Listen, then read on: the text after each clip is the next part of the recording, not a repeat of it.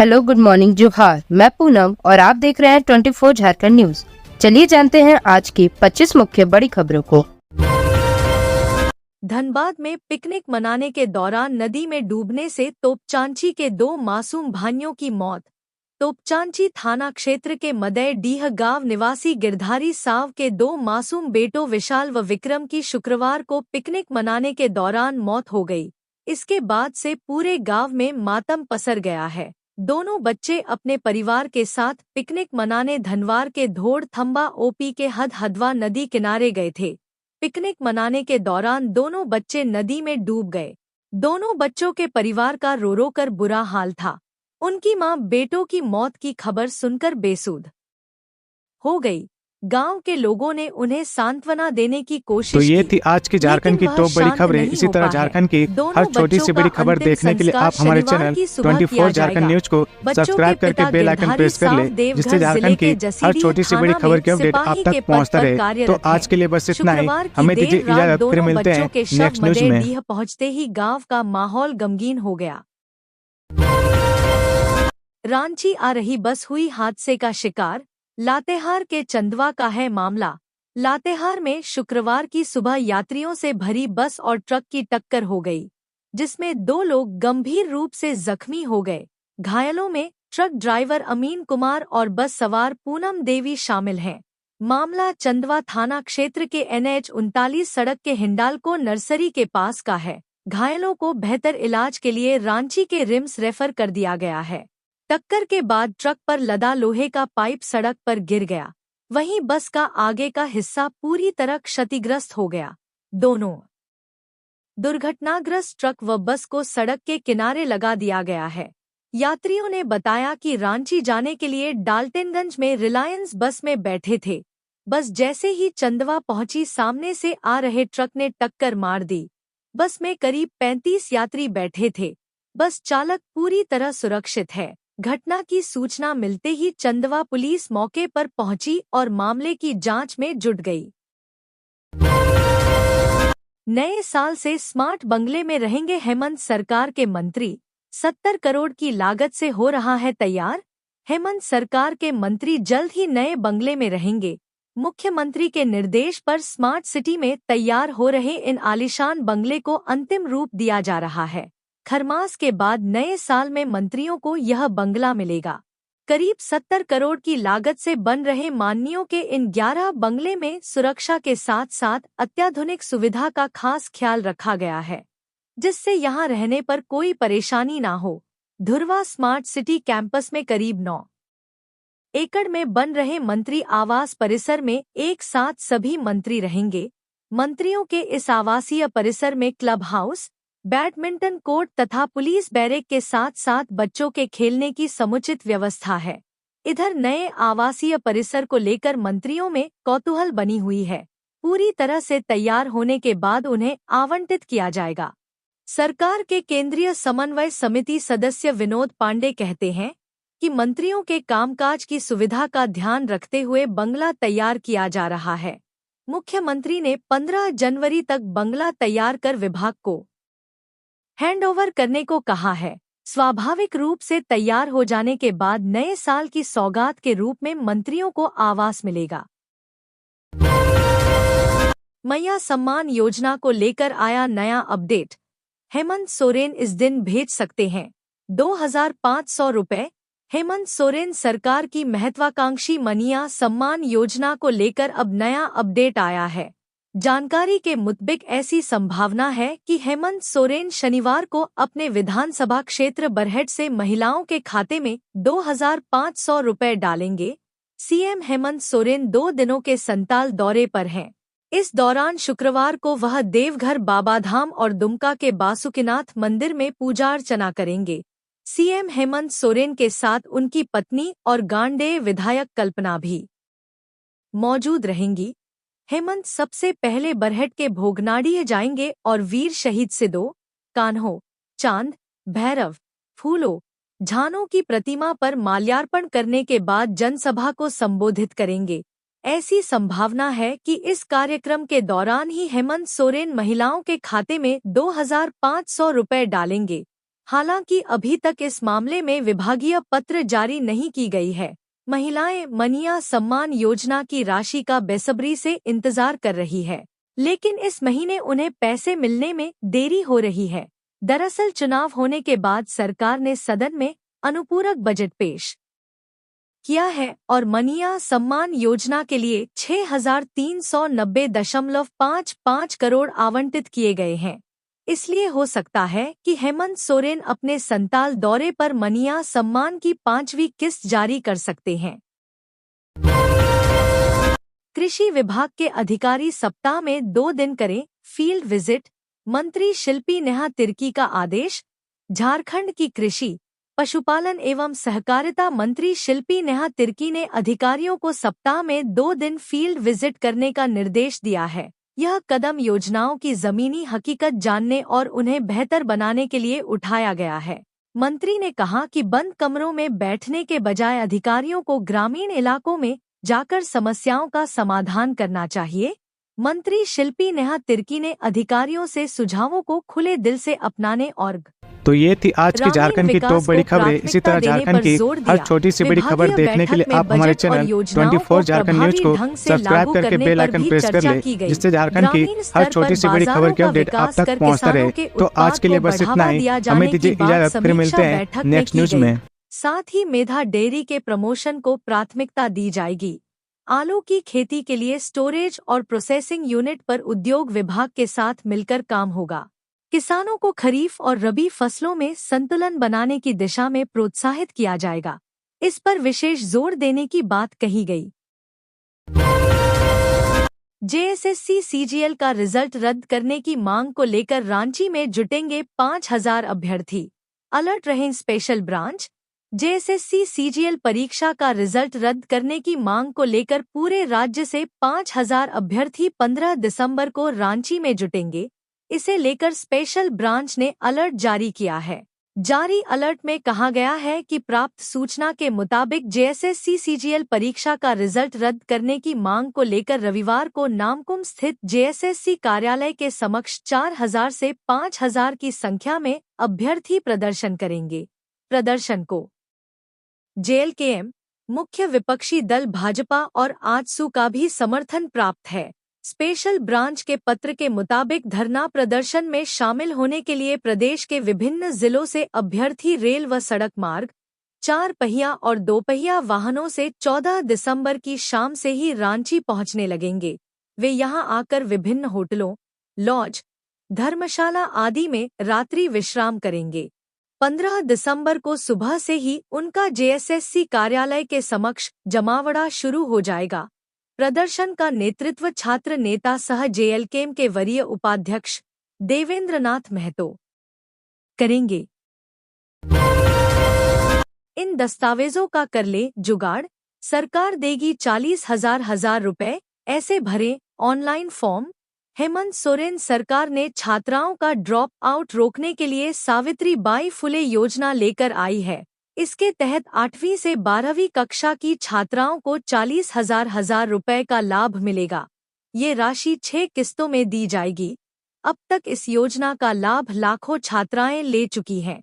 अगर आप या आपके घर का कोई भी सदस्य इसका लाभ लेना चाहते हैं, तो आपको कई दस्तावेजों की जरूरत पड़ेगी।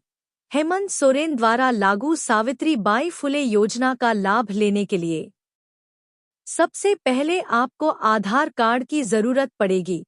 इसके अलावे अंत्योदय कार्ड, स्थानीय निवासी प्रमाण पत्र, स्कूल जाने का प्रमाण पत्र, 2011 के अंतर्गत जनगणना में शामिल होने के प्रमाण, आय प्रमाण पत्र, बैंक खाता विवरण, पासपोर्ट साइज फोटोग्राफ की जरूरत पड़ेगी। रांची बरियातू क्षेत्र के कई पीडीएस दुकानों का विशिष्ट अनुभाजन पदाधिकारी ने किया निरीक्षण। रांची डीसी मंजुनाथ भजंत्री के निर्देशानुसार शुक्रवार को रांची विशिष्ट अनुभाजन पदाधिकारी मोनी कुमारी द्वारा बरियातू क्षेत्र के जन वितरण प्रणाली दुकानों का निरीक्षण किया गया। वार्ड संख्या 1 व 9 के विभिन्न जन वितरण प्रणाली दुकानों के निरीक्षण के लिए उन्होंने उपस्थित राशन कार्डधारियों से भी बातचीत की। कार्डधारियों द्वारा बताया गया कि प्रत्येक माह खाद्यान्न का वितरण समय से हो रहा है। कुछ कार्डधारी द्वारा चना दाल वितरण नहीं होने की बात कही गई, जिस पर विशिष्ट अनुभाजन पदाधिकारी द्वारा संबंधित पीडीएस डीलर को चना दाल वितरण सुनिश्चित करने का निर्देश दिया गया। मोनी कुमारी ने सभी पीडीएस डीलर को वर्तमान माह का खाद्यान्न वितरण जल्द से जल्द सुनिश्चित करने का निर्देश दिया गया। जामताड़ा पुलिस ने हथियार सहित 4 अपराधियों को किया गिरफ्तार, डकैती की बना रहे थे योजना। जामताड़ा पुलिस ने गुप्त सूचना के आधार पर बड़ी सफलता हासिल की है। पुलिस अधीक्षक के निर्देशन में जामताड़ा थाना क्षेत्र के मोहड़ा पुल के निकट गोविंदपुर साहिबगंज हाईवे पर डकैती की योजना बना रहे 4 अपराधियों को गिरफ्तार किया गया है। इनके पास से 1 लोडेड देशी पिस्तौल, 3 जिंदा कारतूस और कई मोबाइल बरामद हुए हैं। बता दें कि गिरफ्तार अपराधियों में आजाद अंसारी, आसिफ अंसारी, इसराफिल अंसारी और जितेंद्र महतो शामिल हैं। इस मामले की जानकारी पुलिस अधीक्षक डॉक्टर एहतेशाम बकारीब ने प्रेस कॉन्फ्रेंस के जरिए दी। उन्होंने बताया कि ये अपराधी पहले भी इस तरह के अपराधों में संलिप्त रहे हैं। साथ ही बताया कि इन अपराधियों के अन्य सहयोगियों की गिरफ्तारी के लिए पुलिस की छापेमारी जारी है। बता दें कि इससे पहले ये अपराधी जामताड़ा थाना क्षेत्र के सोनबाद गांव से एक व्यक्ति का अपहरण कर उसे छोड़ चुके थे। पुलिस ने इन अपराधियों का पता लगाया और इन्हें गिरफ्तार कर लिया। वहीं इस सफलता के बाद पुलिस ने अपराधियों के खिलाफ कड़ी कार्रवाई जारी रखने की बात कही है।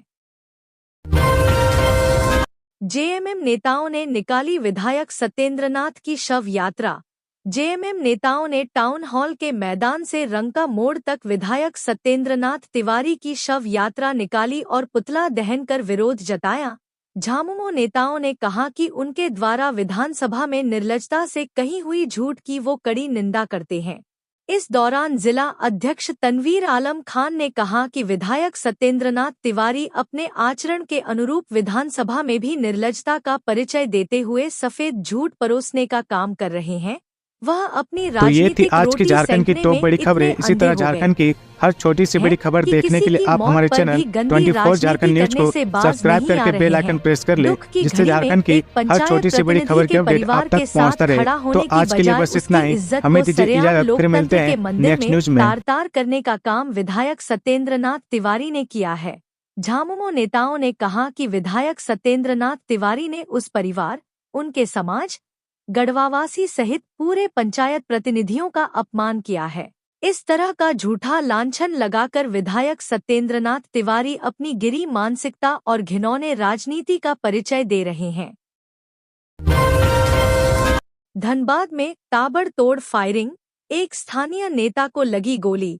कोयलांचल में शाम ढलते ही अपराधियों ने ताबड़तोड़ फायरिंग की है। बरवा अड्डा थाना क्षेत्र के कुर्मीडीह के पास अपराधियों ने ताबड़तोड़ फायरिंग की है। फायरिंग की इस घटना में स्थानीय नेता चेतन प्रसाद महतो को गोली लगी है। आनन फानन में चेतन प्रसाद महतो को निजी अस्पताल में ले जाया गया है, जहां उनका इलाज चल रहा है। चेतन प्रसाद महतो की स्थिति गंभीर बताई जा रही है। चेतन प्रसाद महतो के समर्थकों में आक्रोश देखा जा रहा है। वहीं पुलिस मौके पर पहुंचकर मामले की जांच पड़ताल में जुटी है। कुर्मीडीह मोड़ के पास चेतन प्रसाद महतो की सीमेंट की दुकान है।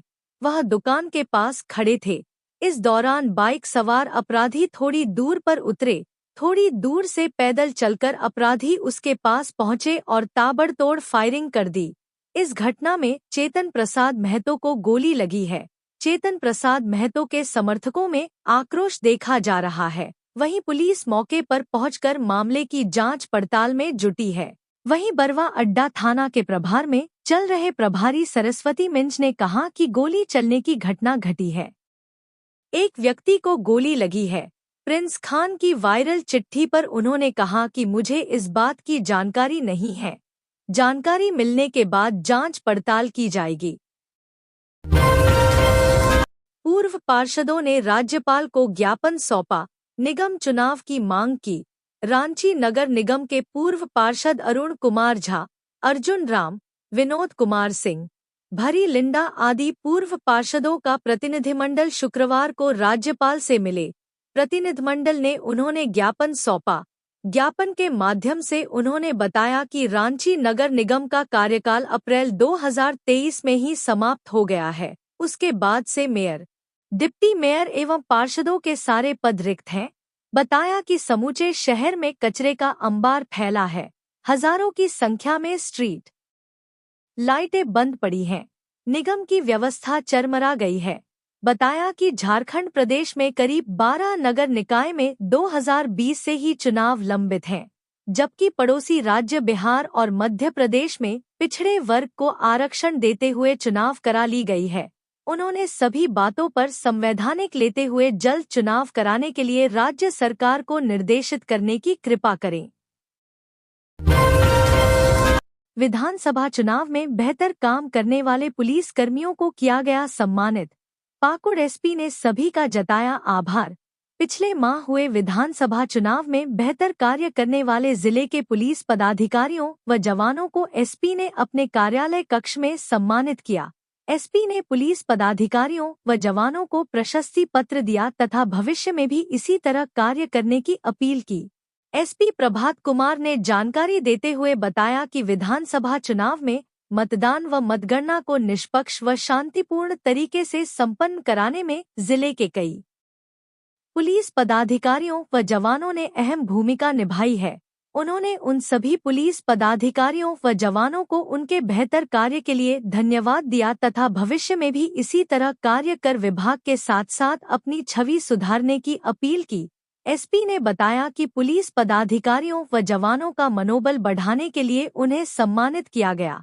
सभी ने विधानसभा चुनाव के दौरान काफी अच्छा कार्य किया है। पुलिस कार्यालय द्वारा दी गई जानकारी के अनुसार एसपी ने अनुमंडल पुलिस पदाधिकारी दयानंद आजाद, विजय कुमार, मुख्यालय डीएसपी जितेंद्र कुमार, अजय आर्यन, पुलिस निरीक्षक अनूप रोशन भिंगरा, हरिदेव प्रसाद, थानाध्यक्ष रंजन कुमार, सन्नी सुप्रभात, विवेक कुमार, नवीन कुमार समेत कई थाना व ओपी के प्रभारी, पुलिस अवर निरीक्षक, सहायक अवर निरीक्षक, रीडर, सार्जेंट मेजर व अन्य जवानों को सम्मानित किया। धनबाद में अवैध कोयला कारोबार के खिलाफ डीजीपी की स्पेशल टीम ने की छापेमारी। धनबाद में अवैध कोयला कारोबार के खिलाफ डीजीपी की स्पेशल टीम ने छापेमारी की है।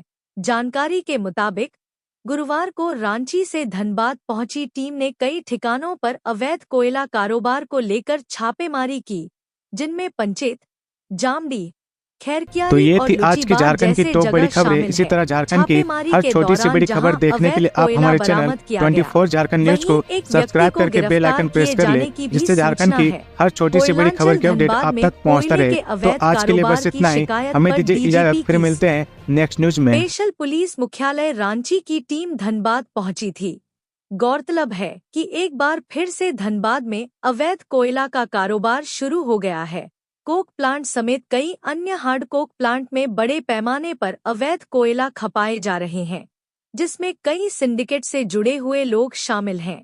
इन हार्ड कोक प्लांट को कोयला अवैध खनन के कारण सस्ते दर पर मिल जाता है और कई दफा इन कोयले को डिस्को पेपर के माध्यम से अलग अलग राज्यों में अवस्थित कोयला मंडी में खपाया जाता है।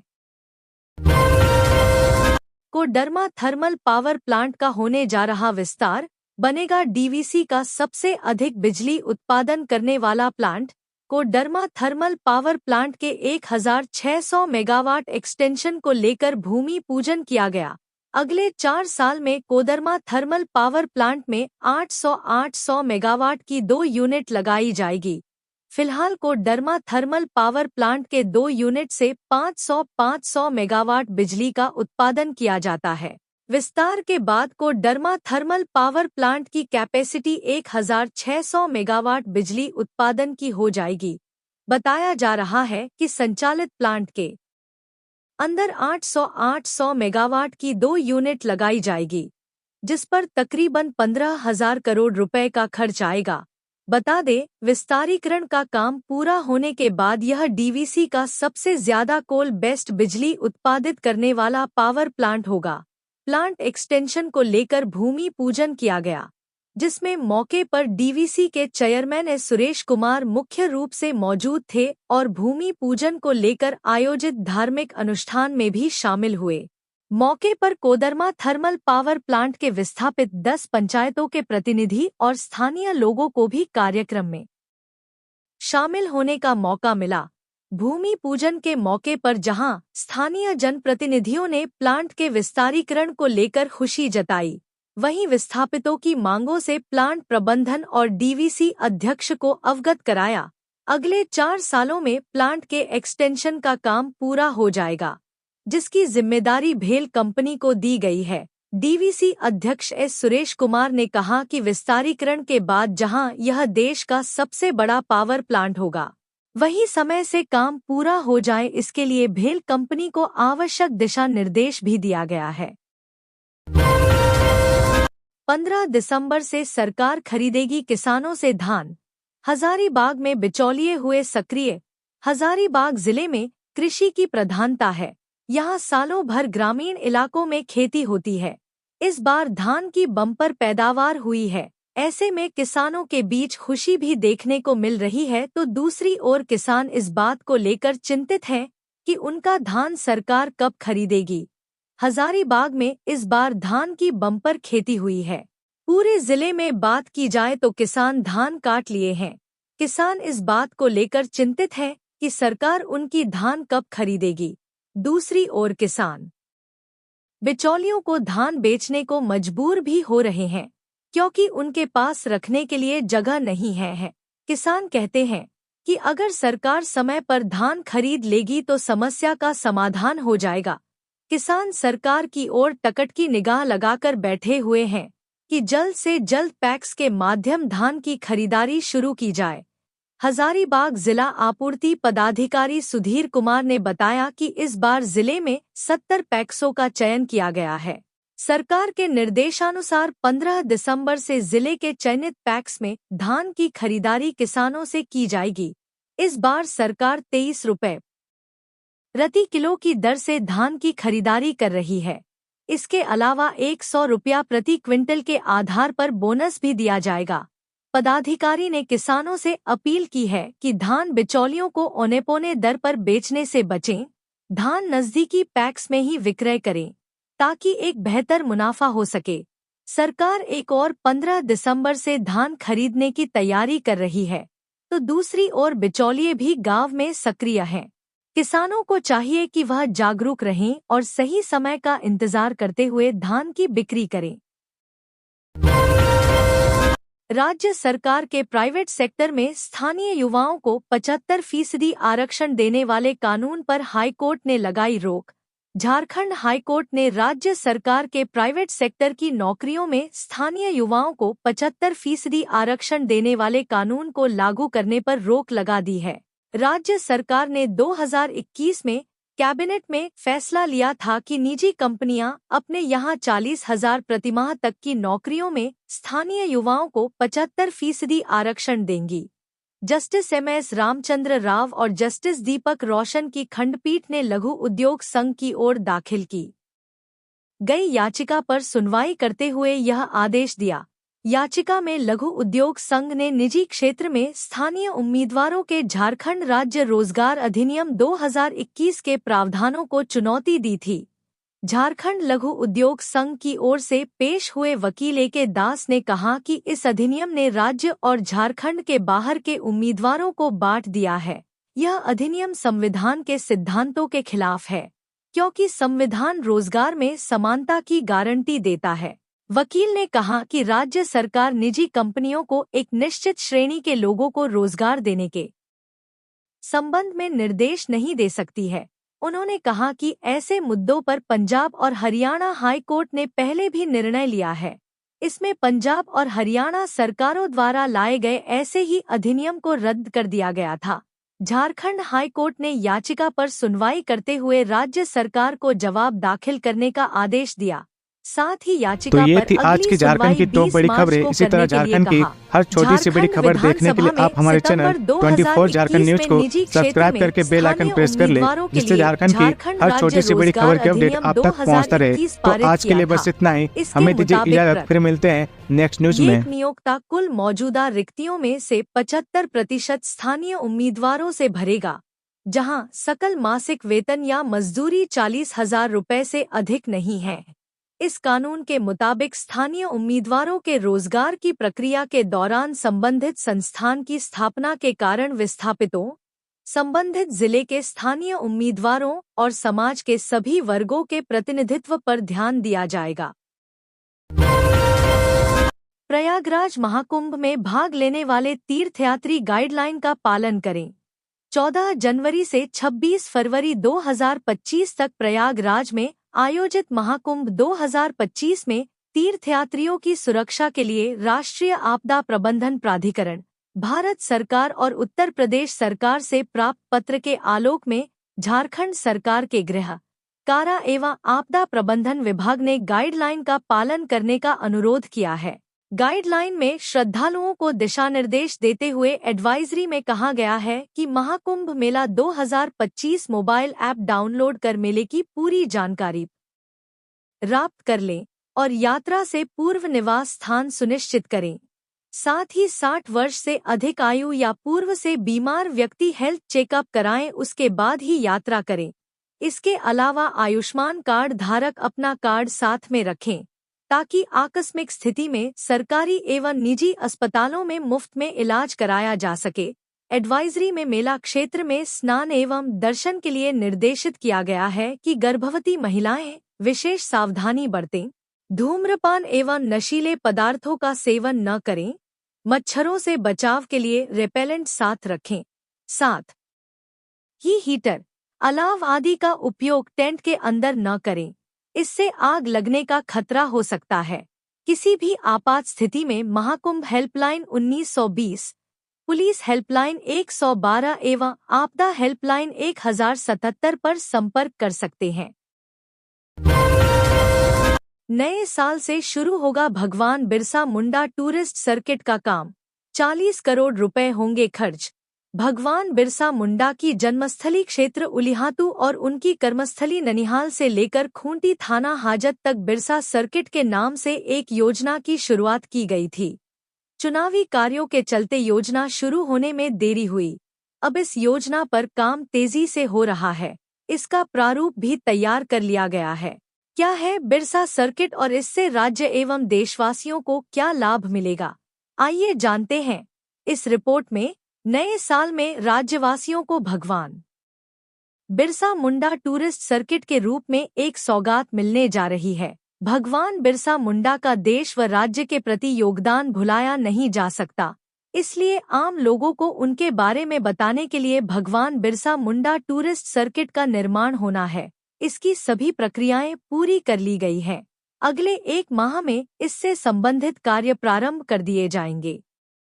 केंद्रीय जनजातीय मंत्रालय से स्वीकृत इस योजना में करीब 40 करोड़ रुपए खर्च किए जाएंगे। भगवान बिरसा मुंडा की जन्मस्थली उलिहातू से लेकर डोम्बारी बुरु, चलकद, एटकेडी, बीरबांकी बाजार व खूंटी थाना हाजत को टूरिस्ट सर्किट के रूप में जोड़कर विकास कार्य किए जाएंगे, ताकि बिरसा के कार्यों व उनके योगदानों को आज की पीढ़ी करीब से देख पाए। इसके साथ ही भगवान बिरसा से जुड़ी डॉक्यूमेंट्री भी तैयार कराई जाएगी। जिला प्रशासन इन क्षेत्रों में जाने के लिए 2 टूरिस्ट बसों की भी व्यवस्था कराएगी, ताकि बाहर से आने वाले टूरिस्ट आसानी से इन बसों के माध्यम से टूरिस्ट सर्किट का भ्रमण कर सके। इतना ही नहीं, बिरसा से संबंधित गांवों के युवाओं को प्रशिक्षित कर आवश्यकतानुसार टूरिस्ट गाइड के रूप में तैनात किया जाएगा, ताकि आने वाले टूरिस्ट को गाइड कर सकें। झारखंड से पहली बार चलेगी भारत गौरव टूरिस्ट ट्रेन। IRCTC कराएगा 7 ज्योतिर्लिंग के साथ शिरडी के दर्शन। अगर आप भी ज्योतिर्लिंग के दर्शन करने का सोच रहे हैं, तो यह खबर आपके लिए है। Indian railway catering and tourism corporation IRCTC ने झारखंड से पहली बार भारत गौरव टूरिस्ट सर्किट स्पेशल ट्रेन चलाने की योजना बनाई है। यह ट्रेन 5 जनवरी से झारसुगुड़ा से चलेगी, जो 7 ज्योतिर्लिंग के साथ शिरडी के दर्शन करवाएगी। इनमें भीमाशंकर, द्वारका, गृष्णेश्वर, महाकालेश्वर, नागेश्वर, ओंकारेश्वर, त्र्यंबकेश्वर, शिरडी और सोमनाथ शामिल है। यह यात्रा 5 जनवरी से 17 जनवरी 12 रात 13 दिन तक होगी। इच्छुक तीर्थयात्री यात्रा संबंधी विस्तृत जानकारी और बुकिंग के लिए IRCTC कार्यालय या फिर नंबर पर कॉल करके प्राप्त कर सकते हैं। इच्छुक तीर्थयात्रियों को स्लीपर क्लास के लिए 24,330 और 3 AC के लिए 42,655 रुपये देने होंगे। इसमें सभी टैक्स भी शामिल हैं। टिकट की बुकिंग आप IRCTC की वेबसाइट www.irctctourism.com के माध्यम से भी कर सकते हैं। IRCTC के अनुसार भारत गौरव टूरिस्ट सर्किट स्पेशल ट्रेन नए साल की 5 तारीख रविवार को झारसुगुड़ा से खुलेगी और Rourkela, Ranchi, Muri, Bokaro steel city, Hazaribagh road, Koderma, Gaya, Rajgir, Bihar Sharif, Patna, Buxar, Arrah, Pandit Deendayal Upadhyay junction होते हुए भीमाशंकर, द्वारका, गृष्णेश्वर, महाकालेश्वर, नागेश्वर, ओंकारेश्वर, त्र्यंबकेश्वर, शिरडी, सोमनाथ के दर्शन कराते हुए 17 जनवरी को वापस लौटेगी। तो ये थी आज की झारखंड की टॉप बड़ी खबरें। इसी तरह झारखंड की हर छोटी सी बड़ी खबर देखने के लिए आप हमारे चैनल 24 झारखंड न्यूज को सब्सक्राइब करके बेल आइकन प्रेस कर ले, जिससे झारखंड की हर छोटी सी बड़ी खबर की अपडेट आप तक पहुंचता रहे। तो आज के लिए बस इतना ही। हमें दीजिए इजाजत, फिर मिलते हैं नेक्स्ट न्यूज में।